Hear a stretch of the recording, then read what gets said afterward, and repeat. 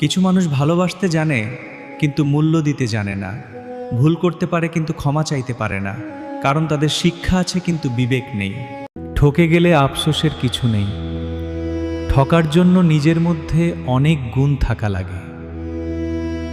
যেমন ভালো মনের মানুষ হওয়া লাগে, নিষ্পাপ চিন্তাভাবনার মানুষ হওয়া লাগে, মন থেকে বিশ্বাস করতে আর ভালোবাসতে জানা লাগে। আর ঠকানোর জন্য তো অমানুষ হওয়াটাই যথেষ্ট।